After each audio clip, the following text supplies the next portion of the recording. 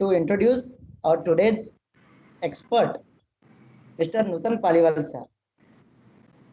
Sir is currently working as an executive engineer at ONGC Hazira plant, Surat. Sir has more than 9 years of industrial experience. At ONGC, sir is process coordinator of gas sweetening and VAP recovery plant. Sir has completed his BE from LIT Nagpur, a very reputed institute in Maharashtra, and masters from SVNIT Surat. In spite of job duties, sir is involved in many extracurricular activities at ONGC, like mentoring of the new trainees, designated officer at designated officer in knowledge online knowledge management portal. There has won many awards in competitions and conferences at ONGC. There has published research paper in reputed journals and also delivered many lectures, expert lectures in even in NIT, IITs also. So now I would like to invite Nutan Paliwal sir to charge or to take this today's session and share your knowledge and enlighten us, sir. Thank you, Mangesh, for this warm introduction. लगता है कि it is a little bit of overkill. ठीक है? मैं student हूँ. I am also learning right now. ठीक है? There are many things that I don't know yet. The only few things that I know, that's what I am going to teach you, or rather tell you all, guys, not teach you. I am not that professional level that I will teach you. Okay. So I think we would use English and Hindi combine, क्योंकि हिंदी दिल से निकलती है, दिल तक जाती है ना? Sure, sir. If we use English, then first 10% efficiency मेरे दिमाग में translation में loss हो जाता है, और 10% efficiency listener के दिमाग में translation loss हो जाता है. So rather than receiving 80% of the knowledge, let's receive whole of it, right? Knowledge is important, language is not important. Yes, sir. Okay. Right, sir. Right. So we are all good, all set? Yes. Yeah. And yeah, Mangesh used to be my junior in SVNIT Surat, so I'm really thankful to him for having me on this session. Right? Actually, yes, sir. Thank you. Actually, thank you हमारे side से sir, because आपने हमारा invitation accept किया और आपने इतना time busy schedule में से टाइम निकाला हमने आपने, तो it's thank you for sir. Thank you very much. This session was supposed to be 3 months ago, but because of some unfortunate circumstances, I could not really get into all this. So my heartiest apologies first, that on time I had to cancel 3 months ago. But now let's make it and make for it, okay? Yeah. So let's begin the session. Hello, as I introduced, my name is Nutan Paliwal, and I am also one more student to learn the things and to let you know what I know. Mangesh, can you please just start sharing thing?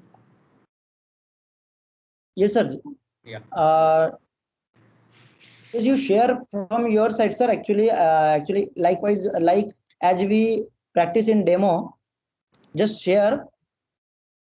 No, that just is share not from enabled. Organizers and presenters can do. Just a minute. Just a minute. To make me. Just a minute.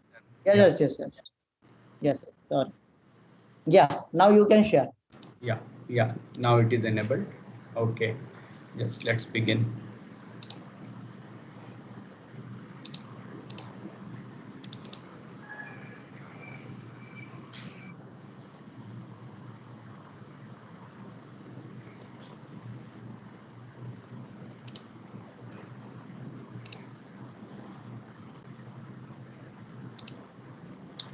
Hanji, are you able to see my screen?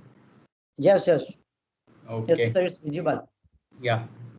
तो हम लोग आज बात करेंगे mainly हम लोग आज इसके बारे में बात नहीं करेंगे कि टेक्निकल पॉइंट्स क्या है, दिस एंड दैट। मैं ये बताऊंगा कि ओवरऑल फ्लो कैसा होता है किसी भी इंजीनियरिंग सिस्टम का, या कोई भी जो प्रोसेस बनता है उसका फ्लो कैसा रहता है, वो मैं आप लोगों को, मुझे लगता है कि आप लोगों को बताना ज़्यादा ज़रूरी है कंपेयर टू कि हाँ भाई ये एब्जॉर्बर है, इसमें गैस जाती है एंड इसको एमाइन एब्जॉर्ब करता है एंड दिस एंड दैट। इससे ज़्यादा मैं आप लोगों को ये बताना चाहता हूँ कि प्रोसेस क्यों डिज़ाइन की जाती है, उसके समय क्या चीज़ें कंसिडर की जाती है, प्रैक्टिकल अप्रोच, और क्या क्या उसमें कंस्ट्रेंट्स होते हैं and subject to what we do the things, है ना। एंड व्हाट इज, जब हम पेन पेपर से ड्रॉ करते हैं तो एक कंट्रोल वॉल को एक ऐसा क्रॉस मार के उसके ऊपर एक डमरू बना देते हैं, ठीक है, वो इतना सा होता है। लेकिन आप जब फील्ड में जाके देखते हो तो वो कंट्रोल वॉल 2 फ्लोर ऊंचा होता है, ठीक है। एक कंट्रोल वॉल अपने आप में एक मशीन होता है। सो व्हाट वी डिज़ाइन, हम जो बात करते हैं और हम जब प्रैक्टिकली उसको इम्प्लीमेंट करते हैं उसमें बहुत ज़्यादा फर्क पड़ता है। तो मैं कोशिश करूंगा कि आप लोग एक जो प्रैक्टिकल चीज़ है वो समझे मेरे से, जो मेरा एक्सपीरियंस है वो प्रैक्टिकल चीज़ों को ऑपरेट करने का है ना। तो और कुछ मैं आपको इनोवेटिव टेक्निक्स पे भी बताऊंगा कि कैसे प्रोसेस इंटेंसिफिकेशन को एक्चुअल डिप्लॉय किया गया है और कैसे उसका प्रोडक्ट हमको मिलता है। So these are the things मैं आप लोगों को बताऊंगा। और दूसरी बात मुझे आप लोगों को ये बोलना है कि इन बिटवीन आपको कोई भी डाउट हो, बेझिझक आप पिंग कीजिए, बेझिझक आप you can just talk to me directly rather than skipping it to the end of presentation. मैं चाहता हूँ कि आप लोग इससे सीखे कुछ, मैं ये नहीं चाहता कि इट्स जस्ट अनदर प्रेजेंटेशन जो आप लेकर के घर चले जाए बस, ठीक है। So should we proceed, Mangesh? Yes, sir. Sure. Okay. So yeah. तो I work at ONGC Hazira plant. अब हजीरा कहाँ है एग्जैक्टली? तो हजीरा है सूरत में। Surat is at the west coast of India as we can see here, right. Here we have like, यहाँ पे हमारे सारे मुंबई हाई के फील्ड्स है जहाँ से गैस एंड ऑयल प्रोड्यूस होता है। तो गैस और हाइड्रोकार्बन कंडेंसेट का मिक्सचर जो है वो हम यहाँ से 220 टू 260 किलोमीटर लंबी पाइपलाइन है, ठीक है। This range is around 260 kilometre. यहाँ तक हम इसको ट्रांसपोर्ट करते हैं वाया टू पाइपलाइंस, ओके। एक पाइपलाइन का डायमीटर है 42 इंच और एक पाइपलाइन का डायमीटर है 36 इंच। कितना होता है 36 इंच? 3 फीट का डायमीटर है वो पाइपलाइन का, ठीक है। And that pipeline is design to withstand 95 kg of the pressure. What is 95 kg pressure? वो तो लिख देंगे 9 और 5 kg पर सेंटीमीटर स्क्वायर। पर होता क्या है, उसका रियलाइजेशन क्या है? क्या कोई मुझे आंसर दे सकता है कि कार के या बाइक के टायर में कितना प्रेशर होता है? एनीवन? 35 sorry 35 psi। हाँ, वो कौन बोला ये? बहुत सही, ओमकार। सटीक बोला है। कौन बोला है? ओमकार। हाँ, ओमकार। 35 psi को केजी में कन्वर्ट करो बेटा, कितना होगा?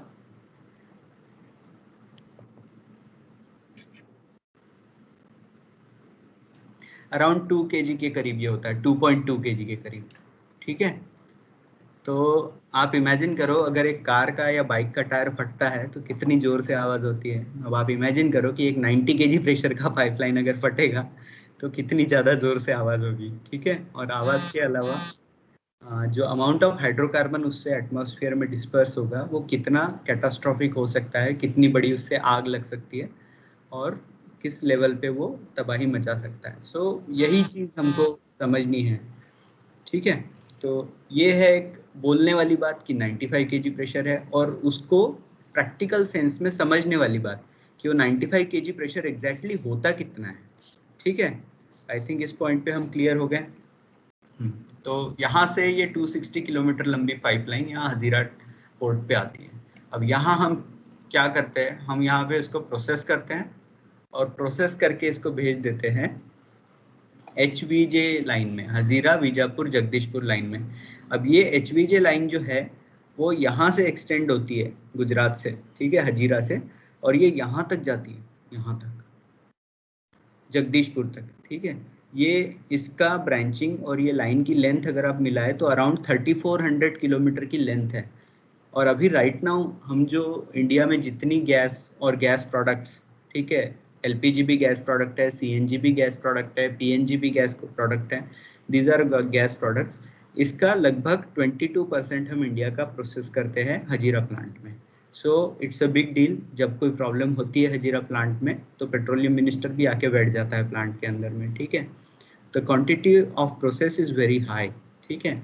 हमारे पास जो इंस्टॉल कैपेसिटी है वो आप यहाँ देख सक रहे होंगे 45 MMSCMD है। MMSCMD मतलब million metric standard cubic metres per day. कितना होता है 45 MMSCMD, ये भी मैं आप लोगों को बताता हूँ। हमारे यहाँ ONGC कॉलोनी है, ONGC कॉलोनी में लगभग 1000 घर है, 1000 हाउस होल्ड्स है यहाँ पे। और 1000 हाउस होल्ड्स जो है वो 1 MMSCMD गैस को 3.5 साल में कंज्यूम करते हैं। और वैसे 45 यूनिट्स हम रोज प्रोसेस करते हैं, तो यू कैन जस्ट इमेजिन कि ये गैस की क्वांटिटी कितनी ज़्यादा होती है, राइट। हाँ, तो यहाँ से ये हजीरा से चल के गैस पूरी बीजापुर जगदीशपुर होते हुए right till the Nepal border तक जाती है, ठीक है। So that's what the importance and significance of Hazira plant is. So that's why we can't afford to stop the plant even for 1 minute. Okay okay या अब हम बहुत सारी चीज़ों के बारे में बात करेंगे। इसमें कुछ टर्मिनोलॉजीज मैं बता देना चाहता हूँ। इसमें से सबसे इम्पॉर्टेंट है ट्रेन। ट्रेन क्या होता है? जैसे हम गैस स्वीटनिंग प्रोसेस के बारे में हम इलुस्ट्रेट करेंगे। गैस में सल्फर होती है बहुत सारी क्वांटिटी में, उसको हमको निकालना होता है। That process is called sweetening process. तो उसके लिए 9 अलग अलग सेटअप है हमारे पास, ठीक है। हमारे पास 8 सेटअप जो है वो करंटली रनिंग में होते हैं और एक सेटअप हमेशा स्टैंड बाय में होता है कि किसी अगर ये जिसका फोन वाइब्रेट हो रहा है वो उसको प्लीज साइलेंट कर लीजिए। हाँ, कहाँ थे हम? तो वो उसमें से जो 8 ट्रेनें हैं वो हमेशा ऑपरेशन में होती है, मतलब 8 यूनिट्स हमेशा ऑपरेशन में होते हैं। और 1 यूनिट जो होता है वो स्टैंड बाय होता है कि if any upset happens, any problem happens, we immediately stop it. We immediately stop that train and divert gas to the other train. So that set of equipment is called train. ये सबसे important term है. Apart from this, these are same acronyms है ये सारे. तो GSU is gas sweetening unit, जहाँ पे हम H2S remove करते हैं. GDU is gas dehydration unit, यहाँ पे GT होना चाहिए था. DPD is dew point depression unit, SRU is sulfur recovery unit, HVJ is Hazira Vijaipur Jagdishpur line, GMS is gas metering station, CFU is condensate fractionation unit, LPG is liquefied petroleum natural gas unit, and KRU is kerosene recovery unit, CW is caustic wash unit, likewise and so forth. ARN is aromatic rich naphtha. ठीक है, these are all products. SKO is superior kerosene oil, ATF is aviation turbine fuel, HSD is high speed diesel. Acid gas is I will tell you in detail, but just इसको समझ लीजिए, just याद रख लीजिए in terms को अभी के लिए कि एसिड गैस क्या है, लीन गैस क्या है। ये चीज़ें बस आप टर्म है एज अ टर्म याद कर लीजिए। यहाँ 2 जगह पे मैं गलती है, मैं बता देता हूँ, आप लोग करेक्ट कर लेना इसमें। ये जो GSU है यहाँ पे ये GDU होना चाहिए, that is gas dehydration unit. और ये LPG जो है ये लिक्विफाइड नेचुरल गैस नहीं है, लिक्विफाइड पेट्रोलियम गैस है, ठीक है। तो ये चीजें आप 2 चीजें करेक्शन कर लेना अपने पास। नाउ ओवरऑल प्रोसेस फ्लो होता कैसे है यहाँ पे? अभी तक के सब क्लियर है? कोई भी रिस्पॉन्ड कर दीजिए। Okay, so as I explain, पहले जो मैंने बताया, हमारे पास एक 42 इंच डायमीटर की एक पाइपलाइन है और एक 36 इंच डायमीटर की पाइपलाइन है जो गैस को लेकर के आती है ऑफशोर से। वो आती है गैस टर्मिनल में। तो गैस टर्मिनल में हम क्या करते हैं, ये जो गैस होती है ना, इसमें it's a cocktail of hydrocarbons, like C1 से लेकर के तो C20 तक कॉकटेल ऑफ हाइड्रोकार्बन्स होता है। मेजॉरिटी C1 होता है, any natural gas majority is C1। Around 83% के करीब जो है वो C1 होता है। देन अराउंड 5 to 6% CO2 होता है, देन C2 होता है 2 to 3%, so on and so fourth, ऐसा उसका डिस्ट्रीब्यूशन होता है, ठीक है। तो ये गैस जब वहाँ से मतलब ऑफशोर से पंप होती है तो अराउंड 85 to 90 kg प्रेशर पे पंप होती है। लेकिन यहाँ तक आते आते उसमें लाइन लॉस होता है, प्रेशर लॉस होता है। तो because of this pressure change बहुत सारा हाइड्रोकार्बन जो है, जो गैसियस फॉर्म में हो जाता है, वो कन्वर्ट हो जाता है लिक्विड में। So that is called hydrocarbon condensate, और for simplicity we are mentioning it as a condensate. तो वो कंडेंसेट का हमें फायदा है, वो कंडेंसेट को फ्रैक्शनेट करके हम कुछ प्रोडक्ट्स बना लेते हैं, जैसे aromatic rich नैप्था, ATF, SKO, HSD, ये 4 प्रोडक्ट बन जाते हैं, ठीक है। And some part of it also goes in production of LPG। तो ये तो हुई कंडेंसेट की बात, which is really like 3 to 4% of our business. 95 to 97% of our business is gas. तो गैस जो आता है, गैस में एज यू कैन सी, ये टिपिकल फिगर्स है, ये डेली चेंज होते रहती है, डेली क्या पर हर सेकंड चेंज होती रहती है फिगर्स। तो ये टिपिकली 140 ppm के रेंज में H2S होता है 36 इंच लाइन में, और 42 इंच लाइन में 280 ppm के करीब H2S होता है। तो ये H2S अगर हम इसको निकालेंगे नहीं और सीधे बिना कुछ प्रोसेस किए अगर हम सीधे HVG लाइन में पंप कर देंगे तो चलेगा क्या?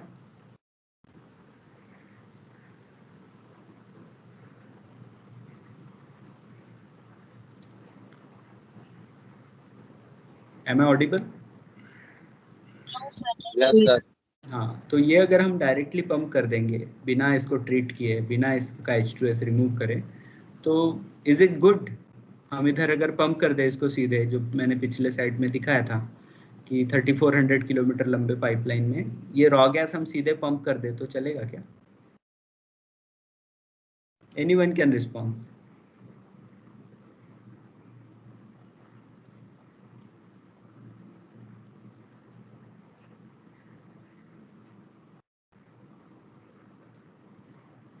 हेलो,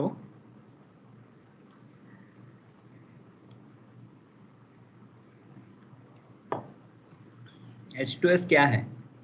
H2S के बारे में बताओ। Let's make this session interactive.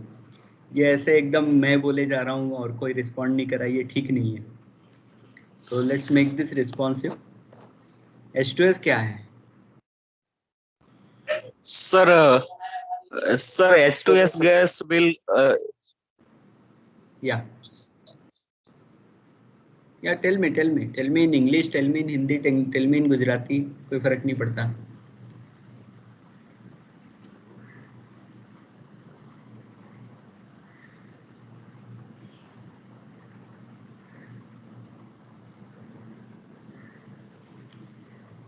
अगर ये H2S गैस हम डायरेक्टली पंप कर देते हैं Hello, तो आगे sorry जितनी to पाइपलाइन, interrupt. या Hello. बोल। Sorry to interrupt you. Actually, I think student को शायद इसलिए नहीं आ रहा होगा, is my opinion, हाँ, because these all students are from 5th semester and इनको जो PRPC सब्जेक्ट होता है, पेट्रोलिंग रिफाइनरी, वो आता है, हाँ वो आता है इनके नेक्स्ट सेमेस्टर में, दैट इज 7th सेमेस्टर में।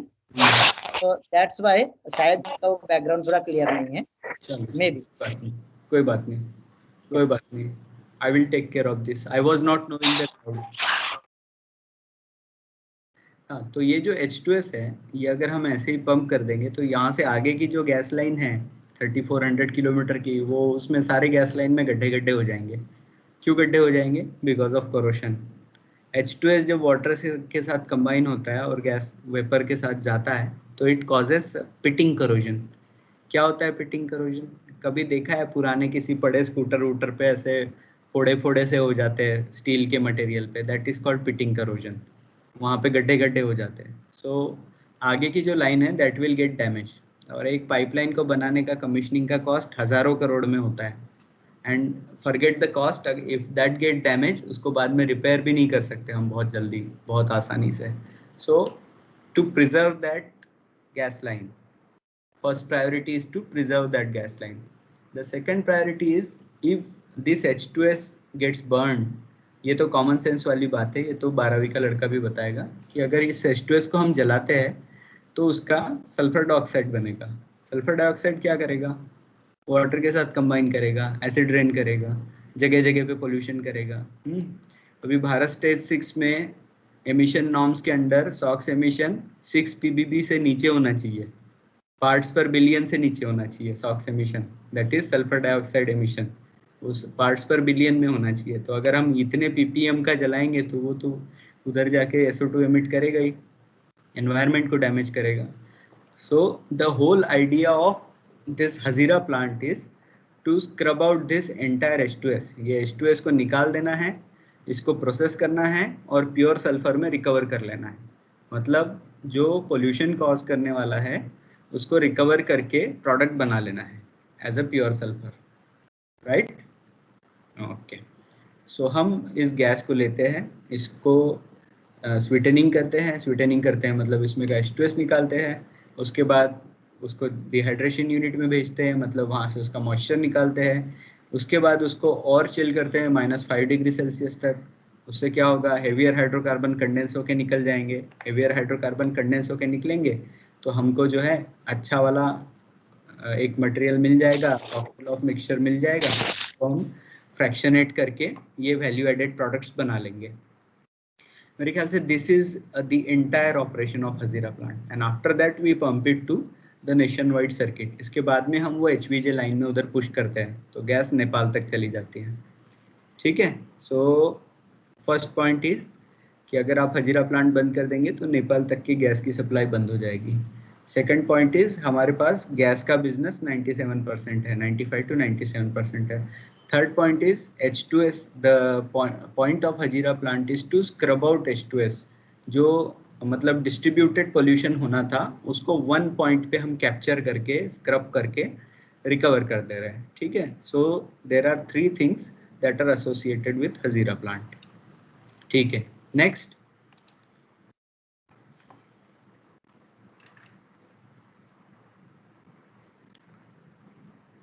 या देखो, अब ये जो गैस आती है ना ट्रंक लाइन के थ्रू, यहाँ पे इसको बोलते हैं 42 इंच और 36 इंच के. यहाँ पे ऐसे स्लैंट इंक्लाइंड पाइप लगे हुए हैं. ये एक एक पाइप लाइन का जो डायमीटर है वो 48 इंच है. और ये जो लेंथ है, this length is around ½ kilometre, 500 metre की लेंथ है. तो यहाँ पे क्या होता है, ये यहाँ से इन पॉइंट्स पे हम गैस और हाइड्रोकार्बन के मिक्सचर को इंट्रोड्यूस करते हैं और देन इट फ्लोज डाउनवर्ड. तो जो लिक्विड है वो एट दी बॉटम जमा हो जाता है इसके, और जो गैस है ये ऊपर से निकल करके हम इसको आगे प्रोसेसिंग में डाल देते हैं. Right. So this is called slug catcher. This equipment is called slug catcher because it removes the slugs of liquid from gas. What is slug flow, plug flow, वो अगर आपने फ्लूइड मैकेनिक्स में पढ़ा होगा तो आप लोगों को पता होगा.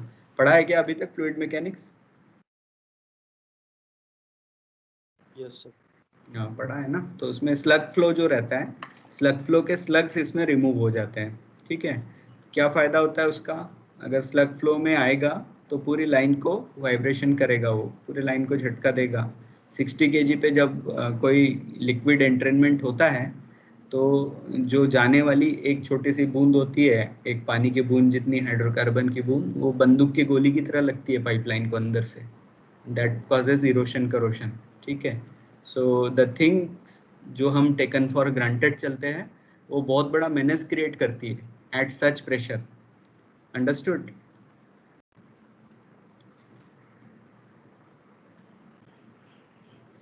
या अब देखो, हम जो फोकस करने वाले हैं वो फोकस करने वाले हैं गैस स्वीटनिंग प्रोसेस पे.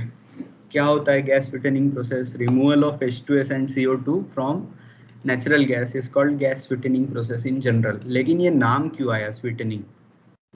ये नाम क्यों आया, इसके पीछे इंटरेस्टिंग स्टोरी है. जो जिस गैस में H2S मोर देन 10 ppm होता है उस गैस को बोलते हैं सावर गैस. सावर मतलब क्या? खट्टा. ठीक है. खट्टा क्यों? Because H2S is acidic gas. और एसिड टेस्ट करने से कैसा लगता है? खट्टा लगता है कि मीठा लगता है कि कड़वा लगता है? हाँ, खट्टा लगता है ना. इसलिए उस H2S के प्रेजेंस की वजह से हम इसको बोलते हैं sour gas. The removal of sourness from the gas is called sweetening process. Since we are removing sour, that's why it is getting sweetened. ऐसा नहीं है कि वो गैस लेके उसको पिएंगे तो मीठा मीठा लगेगा, ऐसा नहीं होता है. ठीक है. द रिमूवल ऑफ H2S की वजह से उसको बोलते हैं स्वीटनिंग प्रोसेस. अब इसमें दो मोर और लेस जॉनरास में हमारे पास प्रोसेसेस अवेलेबल है. एक होता है H2S scavenger process. H2S scavenger में हम क्या करते हैं, एक पैक बेड लेते हैं. पैक बेड के अंदर में भर देते हैं हम आयरन ऑक्साइड, आयरन ऑक्साइड में से गैस को पास करते हैं, तो आयरन ऑक्साइड जो है वो H2S के साथ रिएक्ट होके आयरन सल्फेट बना देता है और गैस में से H2S रिमूव हो जाता है। ठीक है, दूसरा होता है अल्कली वॉश। हम गैस को लेते हैं सोडियम हाइड्रोक्साइड से या फिर पोटेशियम क्लोराइड से या पोटेशियम हाइड्रोक्साइड से हम उसको वॉश करते हैं, वो H2S से रिएक्ट करके H2S को स्क्रब कर देता है and we get our clean gas. लेकिन ये प्रोसेसेस हम नहीं यूज कर सकते because these are non regenerative. अब क्या होता है नॉन रीजनरेटिव प्रोसेस? अगर हम H2S स्कैवेंजर यूज करेंगे, एक बार वो बेड में का सारा आयरन ऑक्साइड खत्म हो गया, उसके बाद में वो हमको बेड रिप्लेस करना पड़ेगा। ठीक है, अब हमारा गैस का फ्लो पहले स्लाइड में मैंने बताया था कि 45 million metric standard cubic metre per day है।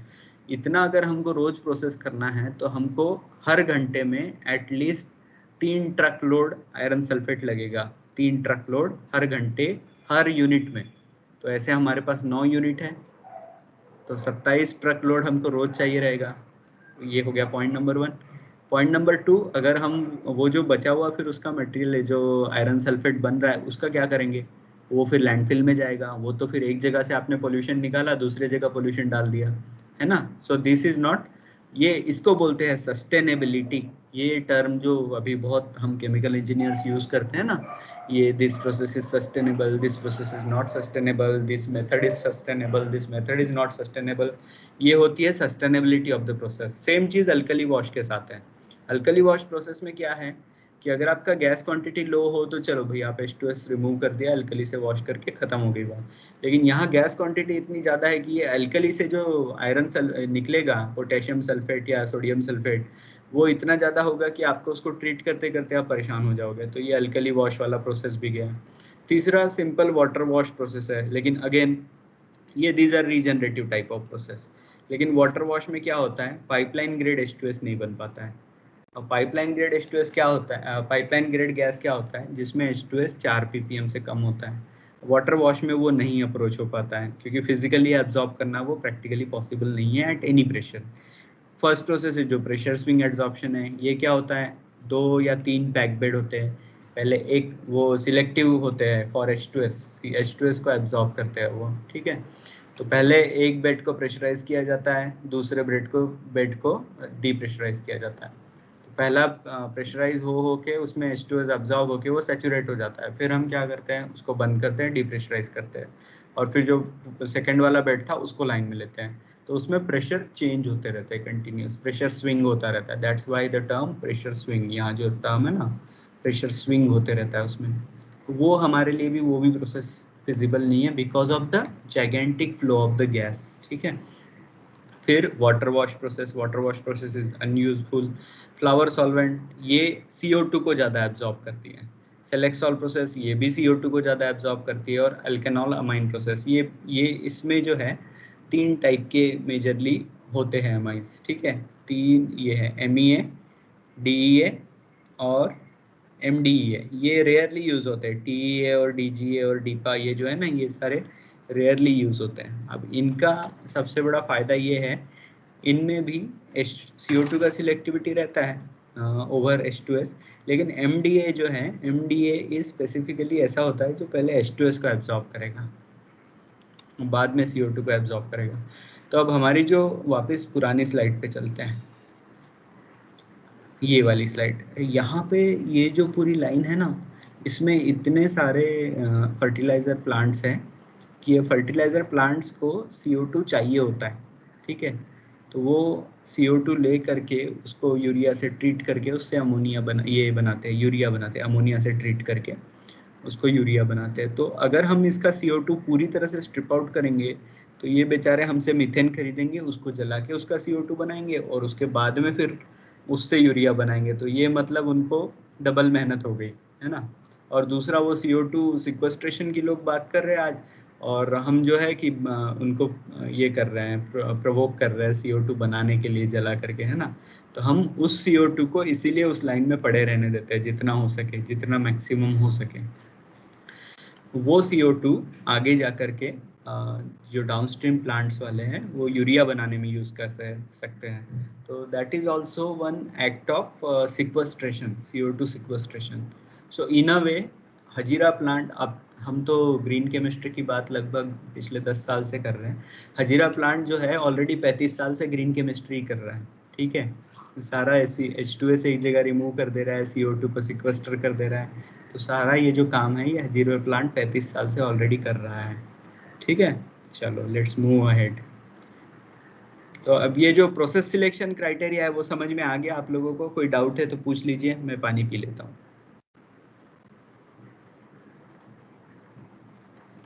किसी को कोई डाउट है?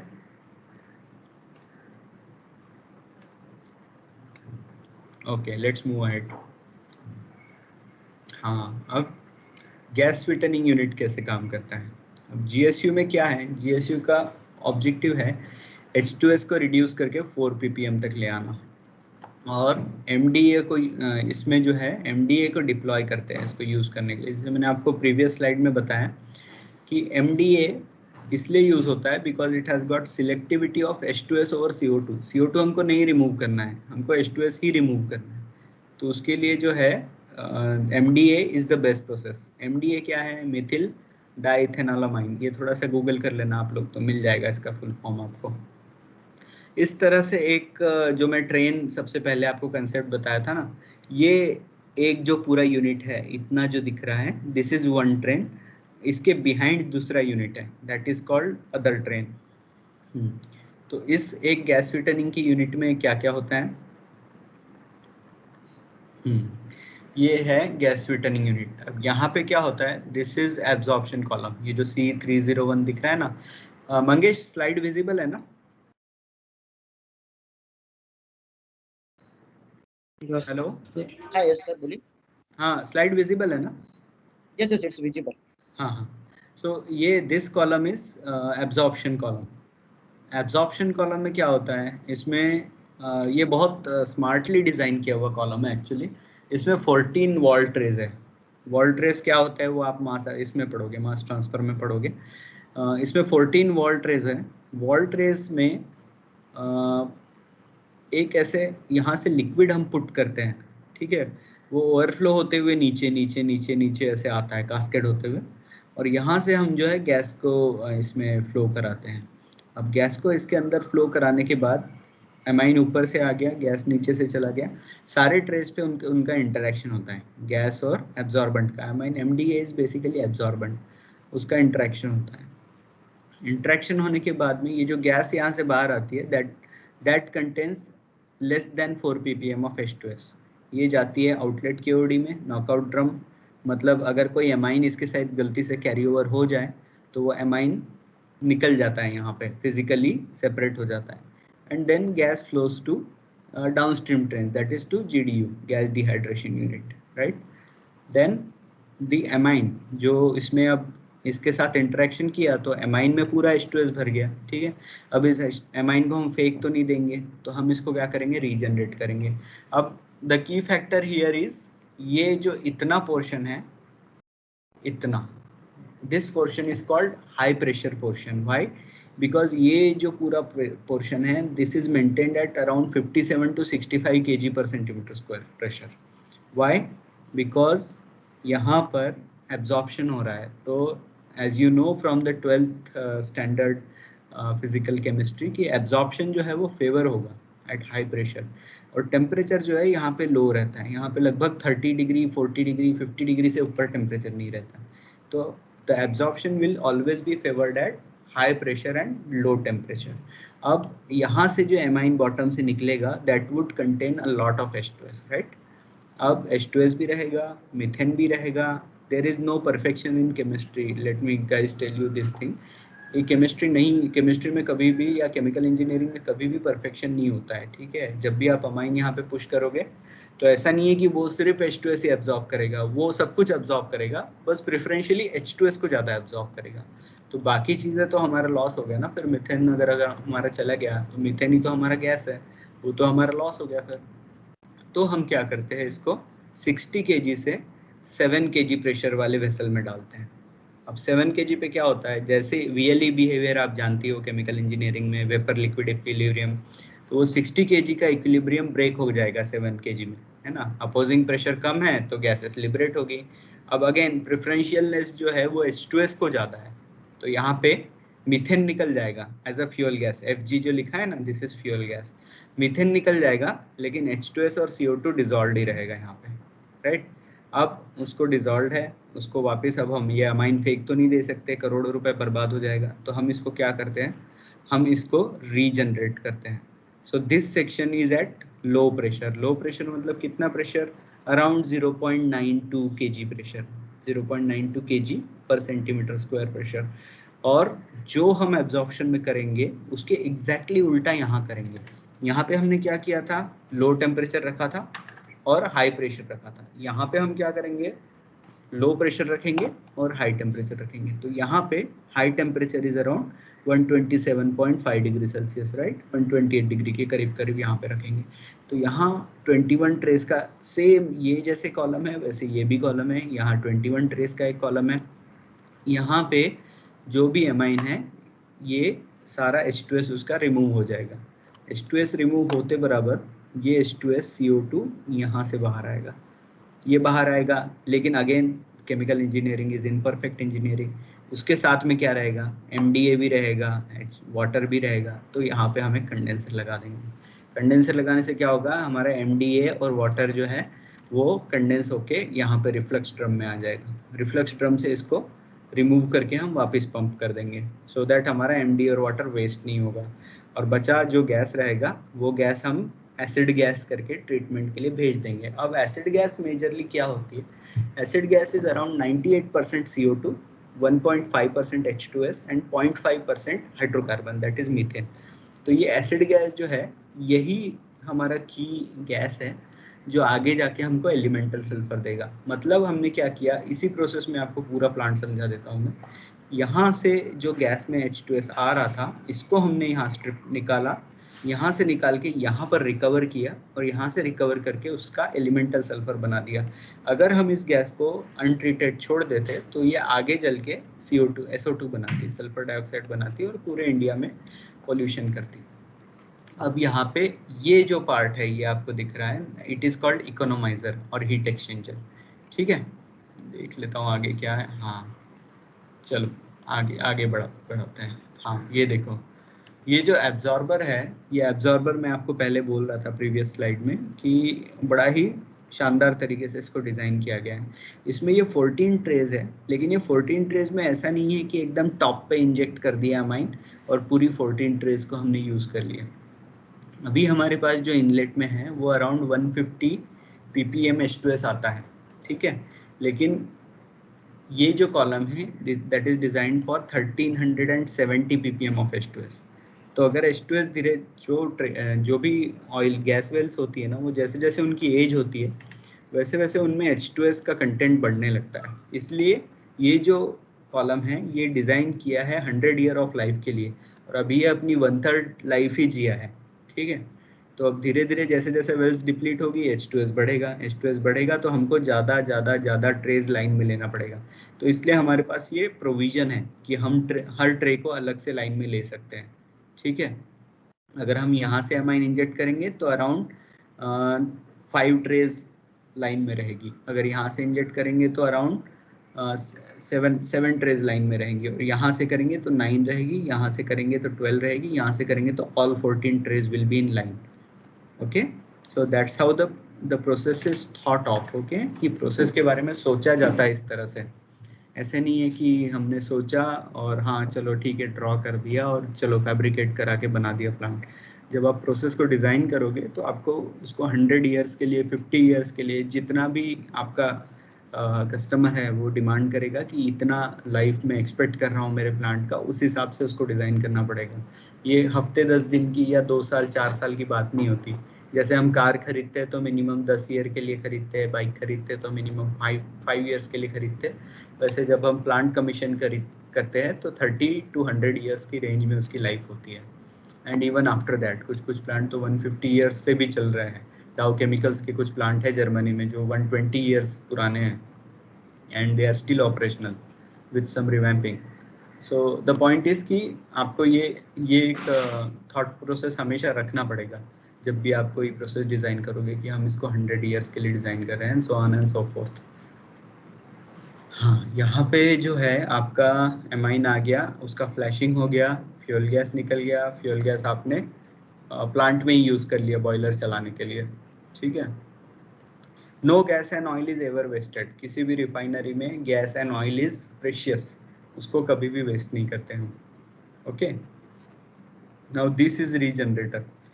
जो मैं आपको बोल रहा था ना, वो कंसोलिडेटेड इमेज था, ये थोड़ा सा खुल के बनाया हुआ इमेज है.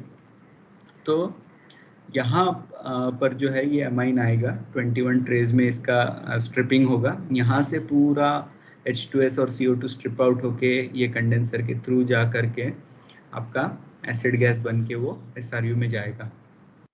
ठीक है.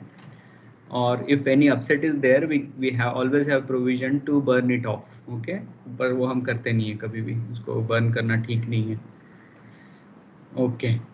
So what I was telling you is the most important part of the process is this heat exchanger. Okay. यहाँ पे जो आपका एमाइन आ रहा है, it is around 40 degree Celsius पे आ रहा है. अब इसको अगर हमें 40 डिग्री से 130 डिग्री पे हीट करना है, so there is a lot of steam that would be required. बहुत सारी स्टीम लगेगी उसको हीट करने में. तो हम क्या करते हैं, इस रीजनरेटर से जो 130 डिग्री पे एमाइन निकल रहा है, 128 डिग्री पे जो एमाइन निकल रहा है ना, उसी से उसको हीट करते हैं. That is called pre heating. ठीक है. अब इसके दो फायदे होते हैं हमको. पहला फायदा तो हमारा जो रीजनरेटर में जाने वाला एमाइन है वो लाइक 83 डिग्री, कभी कभी तो 100 डिग्री तक भी चला जाता है, हीटअप हो जाता है. और बाद में हमको उसको स्टीम कंजम्पशन उसके वजह से कम हो जाता है, क्योंकि वो ऑलरेडी प्री हीटेड है तो हमको कम स्टीम देनी पड़ेगी. अगर ये PHE ठीक से काम ना करे, ये हीट एक्सचेंजर ठीक से काम ना करे, तो यहाँ ये जो दिख रही है ना 18 टन स्टीम जा रही है, ये 18 टन स्टीम के जगह पे हमको लगभग 30 टन स्टीम देनी पड़ेगी. और 1 टन पर आवर का जो स्टीम होता है that cost you around 400 rupees. तो आप कैलकुलेट करो, अगर आप 2 टन स्टीम भी एक साल की ज़ाया करते हो तो लगभग 2 करोड़ रुपए का नुकसान होता है सीधे सीधे. तो आप इमेजिन करो कि आप कितने करोड़ बचा सकते हो इसमें, अगर सिर्फ आप स्टीम इकोनॉमी पे ध्यान दो किसी प्लांट को पकड़ के. Just an example I am giving you. And दूसरा फायदा ये होता है कि ये जो 128 डिग्री पे जा रहा है यहाँ से एमाइन, इसको वापस ठंडा करके हमको एब्जॉर्प्शन के लिए भेजना है, क्योंकि हाई टेम्परेचर पे अगर हम भेजेंगे तो एब्जॉर्प्शन होगा नहीं ठीक से. तो ठंडा करने में भी ये वाला जो PHE है वो हेल्प कर देता है. ये इधर से आया 128 डिग्री पे, जब ये बाहर निकलेगा तो ये अराउंड रहेगा 70 डिग्री सेल्सियस पे. हाँ, 70 या 90 डिग्री सेल्सियस पे दिख रहा है. इसको कूल करके हम 43 डिग्री सेल्सियस पे ले आए. फिर ये टैंक में फ्लो होगा, टैंक से फिर हाई प्रेशर पंप इसको वापस एब्जॉर्बर में पंप कर देगा, so on and so fourth. Okay. So that's how that's what I am telling you कि एक सिस्टम को डिज़ाइन करते समय आपको ये सारे पैरामीटर्स भी ध्यान में रखने पड़ते हैं. Okay. Now gas dehydration unit. अब गैस स्वीटनिंग के बाद क्या होता है, आपने जो गैस स्वीटनिंग में लिक्विड यूज़ किया वो लिक्विड था एक्वेस सॉल्यूशन. एक्वेस सॉल्यूशन में 50% पानी है, 50% एमाइन है. तो आपने जब उसको कांटेक्ट कराया गैस के साथ में, तो उसमें तो मॉइस्चर आ गया ना पूरा. तो वो मॉइस्चर अगर आगे जाएगा किसी भी वो पूरे 2700-3400 किलोमीटर लंबे लाइन में, तो आगे जाके तो मॉइस्चर की वजह से पूरी गैस लाइन खराब हो जाएगी. इसके वजह से हमें इसको डिहाइड्रेट करना पड़ता है. डिहाइड्रेट कैसे करेंगे हम? सेम चीज़, high pressure absorption, low pressure regeneration, same thing as in that GSU, same thing. यहाँ पे हम इसको triethylene glycol is polyhydric alcohol बोलते हैं ना. जैसे अल्कोहल यूजुअली होता है C2H5OH, तो इसमें ऐसा होता है कि C3H7OH, these are the H8OH, 3 hydroxyl group होते हैं. तो इट इज़ वेरी हाइग्रोस्कोपिक. ये इसको पानी से बहुत ज़्यादा लगा होता है, ये सारा मॉइस्चर खींच लेता है अपने आप में. एंड देन हम क्या करेंगे इसको, अब वहाँ पे बात अलग थी, वहाँ पे हम H2S निकाल रहे थे तो हमको एक अलग से ट्रीट करने का प्रोविज़न चाहिए था एसिड गैस को. लेकिन यहाँ तो हम पानी निकाल रहे हैं तो इतना कुछ प्रोविज़न की ज़रूरत नहीं है. तो इसलिए हम इसको क्या करते हैं, एक ओपन स्टिल में डाल देते हैं. ओपन स्टिल में 1 2 3 4 5 6 ट्रे है. आप नीचे इसको 200 डिग्री तक बॉईल करो, ऊपर से पूरा मॉइस्चर निकल जाएगा. दैट्स इट, खत्म बात. एंड लाइक वहाँ पे एक प्लेट हीट एक्सचेंजर था, यहाँ पे भी एक प्लेट हीट एक्सचेंजर है। यूजुअली लोग प्रोसेस पे ध्यान देते हैं, लेकिन मेरे ख्याल से if you want to achieve the economy of the process, आपका सबसे पहला टारगेट ये ऐसी चीज़ें होनी चाहिए। क्या होनी चाहिए? इकोनोमाइजर्स। इनका इनका नाम ही इकोनोमाइजर है, इनका नाम इकोनॉमी से जुड़ा है। क्यों इकोनॉमी से जुड़ा है? क्योंकि अगर ये नहीं रहेंगे ना, तो आपको यहाँ जो ये 2 टन स्टीम लग रही है, वो लगभग 4 टन 10 टन स्टीम लगेगी। और हाई प्रेशर स्टीम को प्रोड्यूस करने का रेट 1300 रुपये पर टन होता है। ठीक है, समझ रहे हो? और लाइकवाइज आपका कॉस्ट भी बढ़ेगा। So you have fit economiser, you have fit economy of the process. ये एकदम सीधा सीधा फंडा होता है। आप लोग जहाँ भी जाओगे आगे प्रोसेस में, इंडस्ट्री में, टीचिंग में, ये चीज़ें आपको ख्याल रखनी है। ठीक है। So after gas dehydration what we do? We chill the gas, right? I mean we literally chill the gas. हम उसको -5 डिग्री तक ठंडा कर देते हैं। यहाँ पे -10 डिग्री तक किया हुआ है। क्यों? क्योंकि ये जो गैस है ये प्योर मीथेन नहीं है, इसमें बहुत सारा C2, C3, C4 ये सब है। अगर हम इसको चिल करके निकालेंगे और बाद में आगे फ्रैक्शनेट करेंगे तो हमको वैल्यू एडेड प्रोडक्ट मिलेगा। उससे हम नैफ्ता बनाएंगे, डीजल बनाएंगे, ATF बनाएंगे, उससे हमारी इकोनॉमी इंप्रूव होगी। Every operation is done for 2 objectives, one is environment and second is economy. Okay, so we cannot just sacrifice economy for environment, or we cannot just sacrifice environment for economy. ये equation आप लोगों को as a chemical engineer जिंदगी भर याद रखने का है कि आप दोनों में से कोई भी चीज़ सेक्रीफाई नहीं कर सकते, ना एनवायरनमेंट ना इकोनॉमी।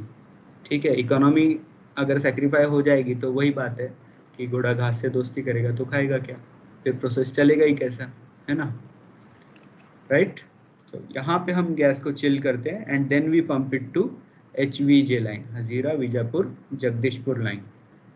तो उससे क्या होता है कि बचा खुचा जो मॉइस्चर है वो भी निकल जाता है, और जो हेवियर हाइड्रोकार्बन्स है वो भी निकल जाते हैं। तो वो हाइड्रोकार्बन्स हमको इन टर्न मनी कमा के देते हैं। बाकी सारी जो चीज़ें हैं उससे मनी नहीं मिलता। गैस अभी सिर्फ सेवा है, क्योंकि उसका रेट बहुत कम है मार्केट में। तो पैसा जो मिलता है ये बेसिकली इस ऑपरेशन से मिलता है। सो ये जो है कि ह्यूज टाइप का रेफ्रिजरेटर है। यहाँ पे हम क्या करते हैं, प्रोपेन, लिक्विड प्रोपेन को पुश करते हैं अंदर। तो लिक्विड प्रोपेन जो है उसका बॉइलिंग पॉइंट एट 2 kg होता है अराउंड -21 डिग्री सेल्सियस। तो -21 डिग्री सेल्सियस का जोन यहाँ बन जाता है। उसकी वजह से गैस जो है वो चिल होती है -10 डिग्री सेल्सियस तक। -10 डिग्री सेल्सियस तक चिल होने की वजह से उसमें लिक्विड बन जाता है। तो लिक्विड बनने की वजह से हम इसको भेज देते हैं नॉकआउट ड्रम में। नॉकआउट ड्रम में वो लिक्विड को नीचे डाल देगा, गैस निकाल देगा, and again this is also economiser. ठीक है, सिर्फ हीटिंग ऑपरेशन के लिए नहीं, कूलिंग ऑपरेशन के लिए भी इकोनोमाइजर की ज़रूरत है। अब देखो ये जो गैस इनकमिंग आई थी ये 34 डिग्री की थी। ठीक है, ये अंदर आई तो -0.59 डिग्री की हो गई। ये कैसे हो गई? क्योंकि यहाँ से जो आउट गैस निकली -10 डिग्री वाली, उसने इसको चिल किया यहाँ पे। अगर फ्रेश गैस को आप चिलिंग इतना अचीव करने जाओ तो आपको लॉट ऑफ कंप्रेसर वर्क लगेगा, that will again cost you energy. और जहाँ आपको एनर्जी की कॉस्ट पड़ी वहाँ आपकी एनवायरनमेंट की कॉस्ट पड़ी। दोनों भी चीज़ें, एनर्जी, एनवायरनमेंट, इकोनॉमिक्स, तीनों चीज़ें एकदम हैंड इन हैंड चलती है इंडस्ट्री में। आप जितना उस पर ध्यान दोगे उतना you are better engineer. Okay, ये इकोनोमाइजर क्या करता है, ये इनकमिंग गैस को चिल कर देता है और आउटगोइंग गैस को हीटअप कर देता है। ये -10 डिग्री से 28 डिग्री पे हीटअप हो गया, और ये 34 डिग्री से -0.59 डिग्री पे चिल हो गया। तो ये विन विन सिचुएशन हो गई ना। So the point is about creating such win win situations in process all the times. Okay okay, let's move ahead. Now एक अलग टाइप का आप लोगों ने कभी देखा नहीं होगा ऐसा यूनिट मैं आपको दिखाता हूँ, that is sulphur recovery unit. Usually बाहर किसी भी रिफाइनरी में आप जाओ तो क्लाउस प्रोसेस बोल के एक प्रोसेस होता है, वो यूज़ करते हैं इसमें।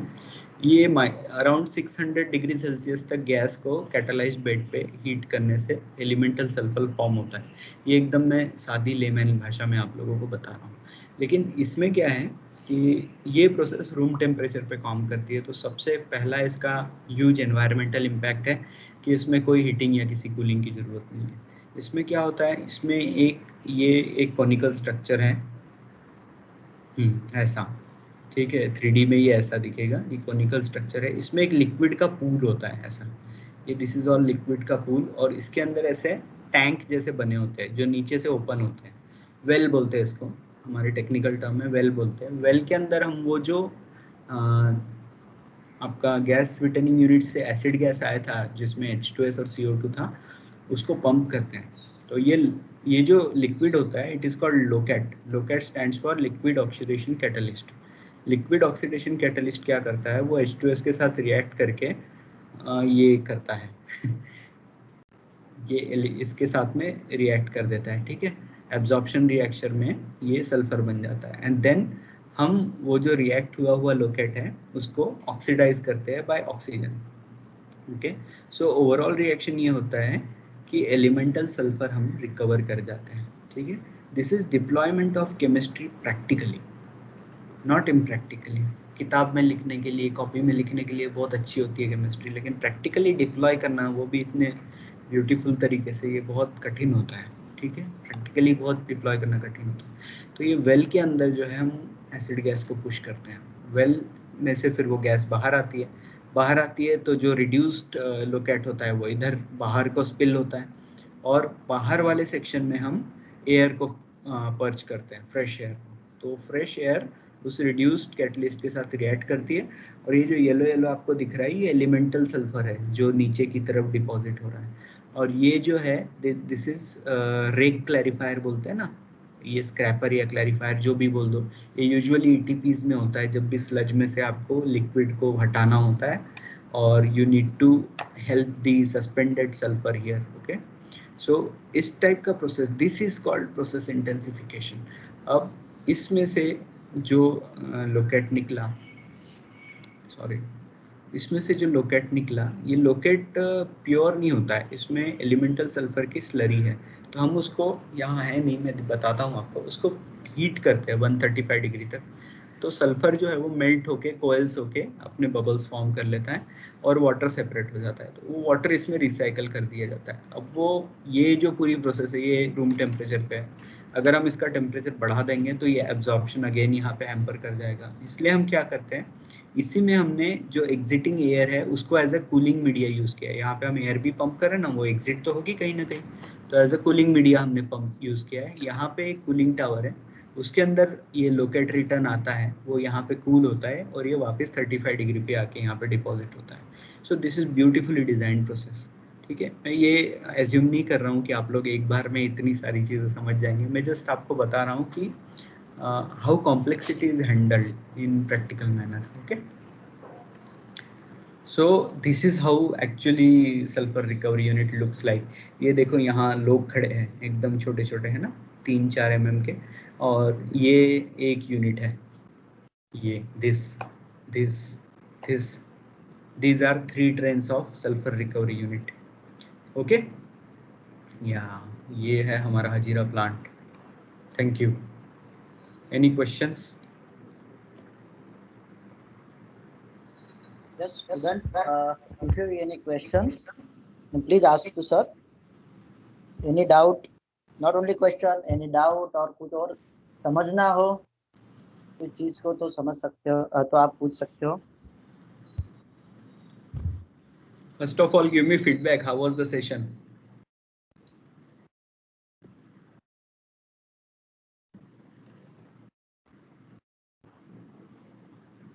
हेलो, सब लोग लंच करके सो enjoyed it, sir. हैं। तब Amazing, sir. Amazing, sir. Amazing. Was it? Okay, thank you. Did you understand things? 20% आया, 50%, 2%. 20-30% Not much सब more, लोग sir. हैं।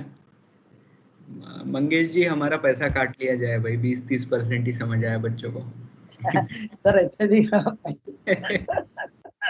पैसा कुछ नहीं हम दे रहे सर आपको। इट्स एक्चुअली सर्विस सर, जो अब आप एक्चुअली आपने एक्सेप्ट किया, यही बहुत बड़ी चीज है सर हमारे लिए। And you are being modest. Students कुछ भी सर, एक क्वेश्चन मुझे शायद मेरे से रह गया हो, आई थिंक। हाँ जो एब्जॉर्प्शन कॉलम में जो वॉल ट्रेज लगे हैं, 14 हाँ वॉल ट्रेज, हाँ। तो उसका कुछ स्पेसिफिक पर्पस है? Why not other trays like bubble cap tray और sieve trays? Is there any specific reason? हाँ, बबल कैप ट्रे क्या है? क्या नाम मंगेश, ये bubble cap trays impart huge क्या प्रेशर ड्रॉप, ओके।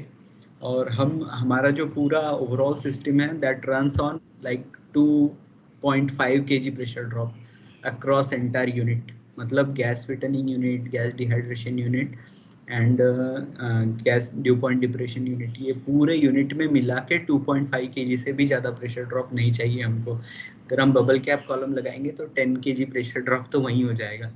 नंबर 1 इसलिए बबल कैप नहीं यूज़ किया।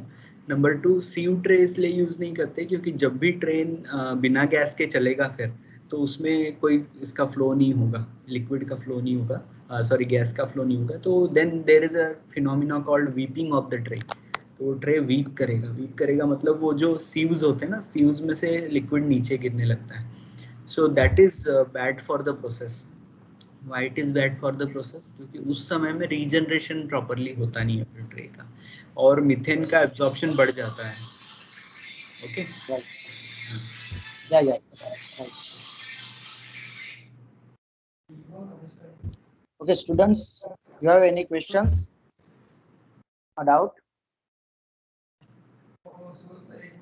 Welcome, Arun sir. Yeah, Good afternoon, sir.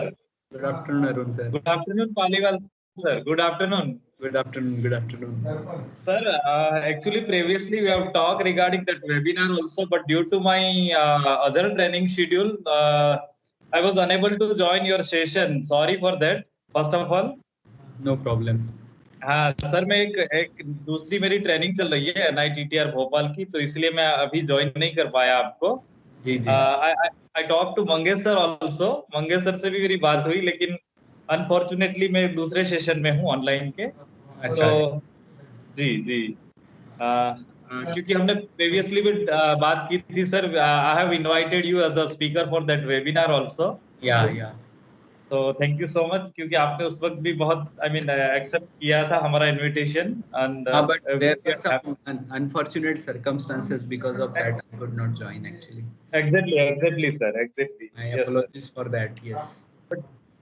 We are happy to have with sir actually. Thank you. That's it's our pleasure sir. you. Thank you so much. Okay. Thank you, Arun sir. Thank you very much. Because I know your schedule is very much busy, sir. No And sir, it's my pleasure. Actually sir का session में सुनना चाहता था, लेकिन वो मुझे online रहना है, Yeah. इसलिए सो दैट्स व्हाई।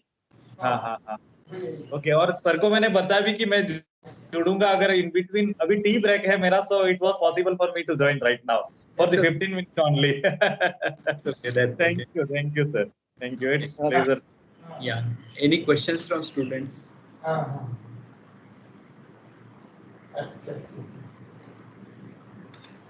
सर, आपने जो अमाइंस बताए थे उसमें से आपने जो MDEA जो लास्ट में यूज किया था, और लास्ट कॉलम में उसका था रिडक्शन कैपेसिटी, उसका मतलब क्या होता हाँ, जस्ट एक सेकंड, मैं भी रेफर करके बताता हूँ। एक minute.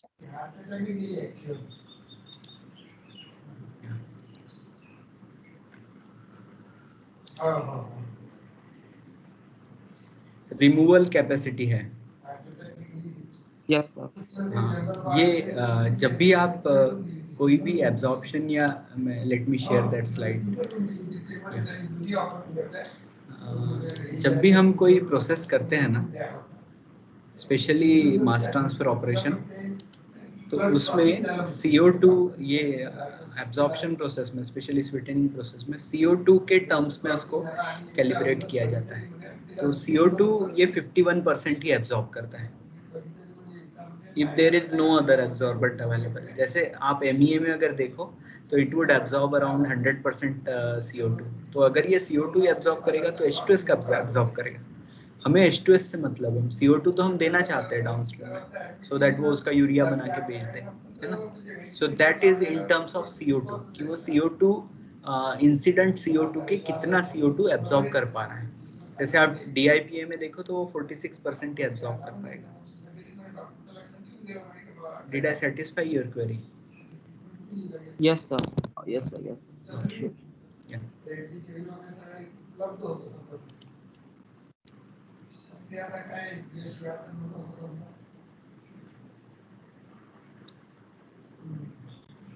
Mangesh, I'm afraid I'm not able to hear you. You are on mute, I think. Okay. Yes, yes, yes. I think, student, you have any queries? Any?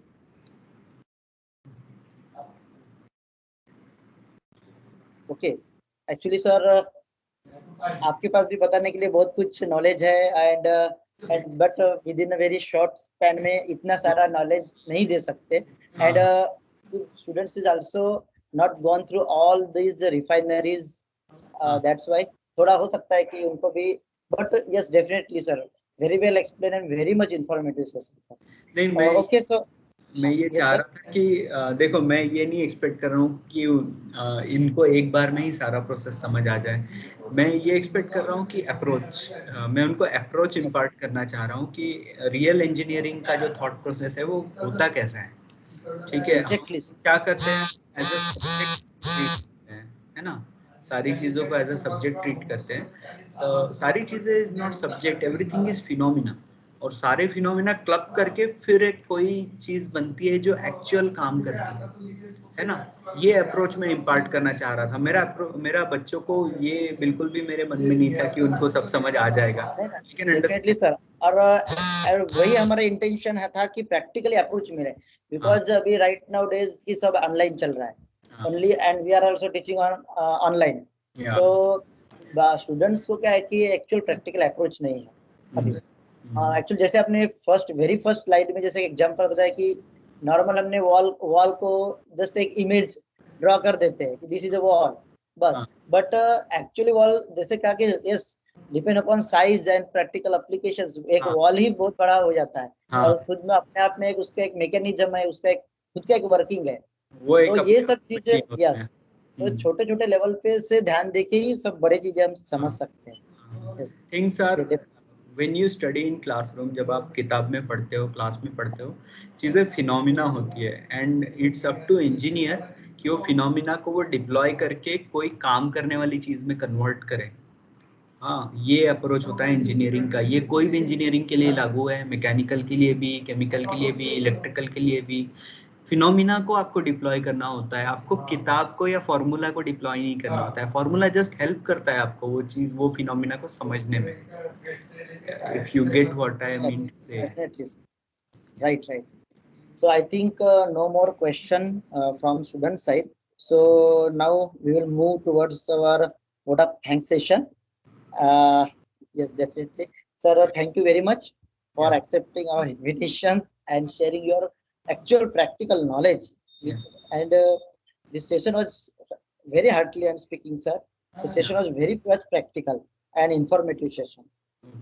Definitely, the very much recent trends also you guide us and share your knowledge about the recent trends, the topics related to the topics. Okay. And I would like to thank you very much, sir, from the bottom of my heart. Thank you. And also I would like to thank Mr. Professor N.R. Waghela, sir, Head of Chemical Engineering Department, for giving us the permission to organize such a wonderful expert session. And also I would like to thank all my department faculties and also students, okay, to make it a great success, right? So definitely, so with this session I am concluding that the session is over and all you can leave now. Yeah, thank you for having me, Mangesh. Thank you, Arun sir, and all the best to all of you. All the best to students and teachers as well. Yeah. Thank you. Thank you, sir. Thank you for your presence. Thank you. Bye bye. Bye.